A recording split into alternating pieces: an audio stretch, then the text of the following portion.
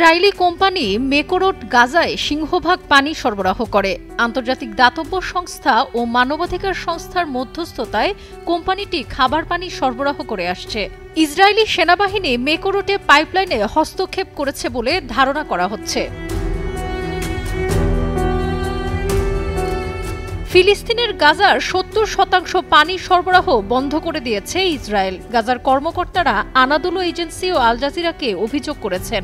বুধবার আল জাজিরায় প্রকাশিত প্রতিবেদনে বলা হয়, ইসরায়েলি সেনাবাহিনী গাজা উপত্যকায় পানি প্রবাহ বন্ধ করে দিচ্ছে, যার ফলে ফিলিস্তিনি উপত্যকায় মোট পানি সরবরাহের ৭০% কার্যকরভাবে বিচ্ছিন্ন হয়ে গেছে।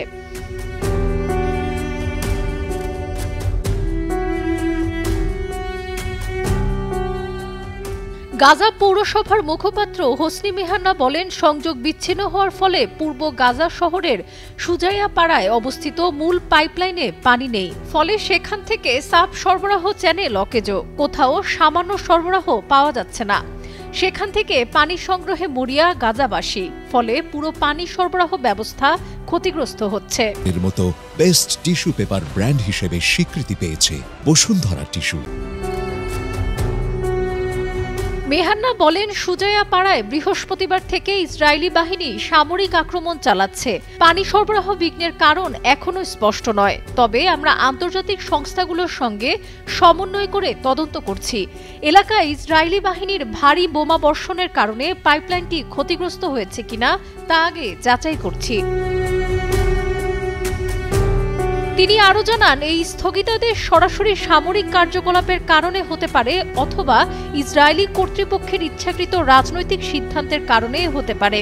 তার মতে, কারণ যাই হোক না কেন, এর পরিণতি ভয়াবহ। যদি মেকোরোট থেকে পানি প্রবাহ শিগগিরই পুনরুদ্ধার না করা হয়, তাহলে গাজা একটি পূর্ণাঙ্গ পানি সংকটের মুখোমুখি হবে।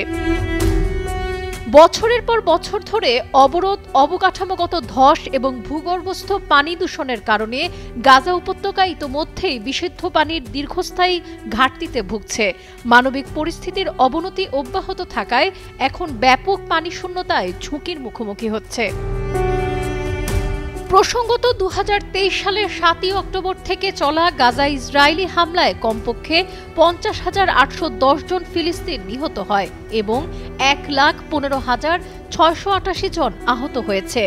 অপরদিকে গাজার সরকারি মিডিয়া অফিসের হিসাবে নিহতের সংখ্যাটি ৬১,৭০০ জনেরও বেশি। তাদের দাবি হল, ধ্বংসস্তূপের নিচে নিখোঁজ হাজার হাজার মানুষকে মৃত বলে ধরে নিয়ে ওই তালিকা করা হয়েছে। তাদের মরদেহ উদ্ধার সম্ভব না হওয়ায় প্রকৃত নিহতের সংখ্যা জানা সম্ভব নয়। সাবরিনা কাজী, কালের কণ্ঠ।